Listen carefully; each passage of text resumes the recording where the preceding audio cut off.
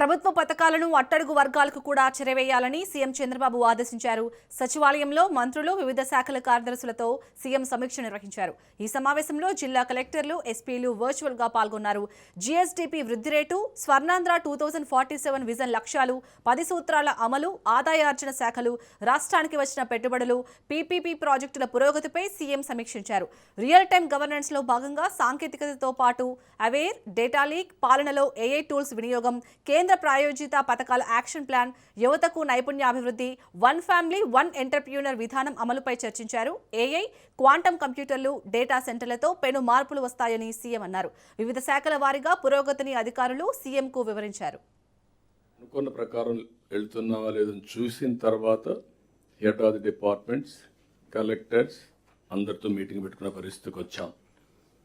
ఇప్పుడే మనం కొంతమంది నేను ఒక్కడిని పనిచేయడమో, లేకపోతే కొంతమంది మంత్రులు పనిచేయడమో, కొంతమంది సెక్రటరీలు పనిచేయడం కాదు. లాస్ట్ మైల్లో ఉండే ప్రతి ఒక్కరిని కానీ ఎఫిషియన్సీ వైపు మళ్లించగలిగితే మనకు మంచి ఫలితాలు వస్తాయి. ఈ విషయాన్ని రీఇన్ఫోర్స్ చేయడానికే ఈరోజు మనం ఈ కాన్ఫరెన్స్ పెట్టుకొని ముందుకు పోతున్నాం.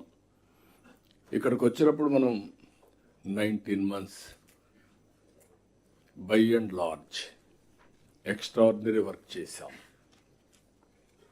ఒక అగాధం నుంచి, అంధకారం నుంచి, ఏం చేయాలనో తెలియని పరిస్థితి నుంచి మనం తీసుకున్న పాలసీల వల్ల చాలా వరకు అడ్మినిస్ట్రేషన్ కంట్రోల్ తెచ్చుకున్నాం. అనుకున్న లక్ష్యాల్ని నెరవేర్చుకుంటూ ముందుకు పోయే పరిస్థితికి వచ్చాం. మేము ఎన్నికల్లో చాలా స్పష్టంగా చెప్పాం, రాష్ట్రాన్ని పునర్నిర్మాణం చేస్తామని. మళ్ళీ అన్ని వ్యవస్థల్ని ఘాటుని పెడతామని చెప్పాం.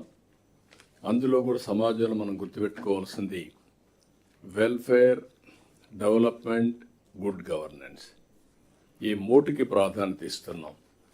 ఈరోజు బ్రాడ్గా మీరు ఒకసారి చూస్తే మిగిలిన విషయాలని మనం మాట్లాడుకుంటాం.